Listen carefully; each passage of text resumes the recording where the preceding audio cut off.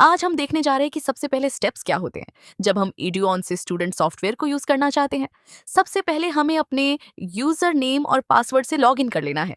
Log in करते ही हमें सबसे पहले आना है सेटिंग्स पेज पर, जहां जो भी सेटिंग्स हैं वहां पर अभी कुछ नहीं दिखेगा।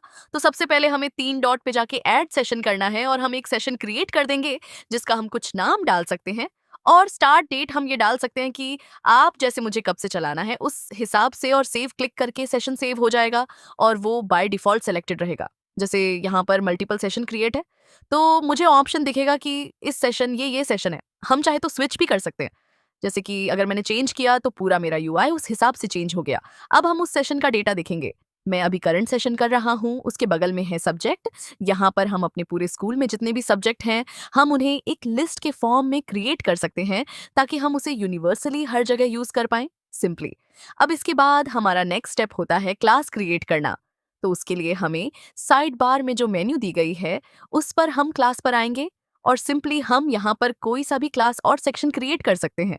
जैसे ऐड किया, मैंने क्लास 7th क्रिएट कर दिया। जैसे 7th की क्लास आएगा, अब इसकी नाम हमारे हिसाब से इसकी फीस 1200 हो गई और मैंने सेव कंप्लीट कर दिया।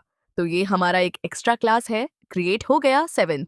अब मैं चाहूँ तो इसे एडिट भी कर सकता हूँ। जैसे कुछ नाम या फिर फीस में कम ज्यादा करना है वो हो सकता है, सिंपली डिलीट करना है वो भी हो सकता है। अब मुझे सेक्शन ऐड करना है, तो मैं सिंपली ऐड सेक्शन में जाऊंगा, क्लास सेलेक्ट करूंगा 7th, इसमें सेक्शन करूंगा ए। अगर रूम नंबर अलाट है तो वो भी कर सकता हूँ और सिंपली सेव चेंज कर दूंगा।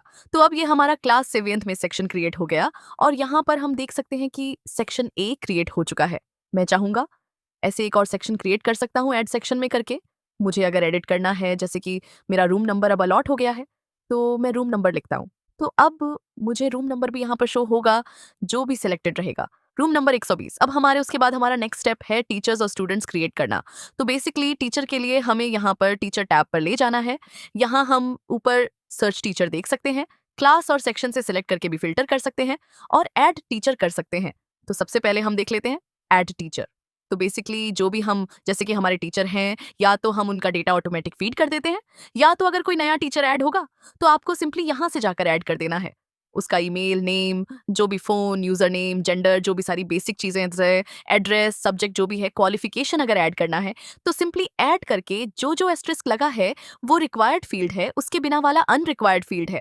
हम सबमिट करेंगे, हमारा एक नया टीचर क्रिएट हो जाएगा और जो क्लास सेक्शन रहेगा वो उस क्लास टीचर असाइन हो जाएगा उस क्लास सेक्शन को। जैसे कि अगर मैं देखना चाहूँ कि फर्स्ट डे का क्लास टीचर कौन है, तो मैं यहाँ से सिंपली सर्च करूंगा तो मुझे डिस्प्ले हो जाता है कि फर्स्ट डे का क्लास टीचर ये है। हम चाहे तो किसी को नाम से भी सर्च कर सकते हैं या फाइव भी कर सकते हैं।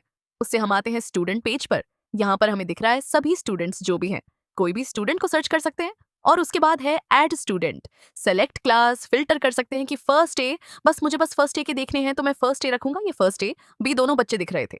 और रीसेट कर सकते हैं, एक्सपोर्ट कर सकते हैं।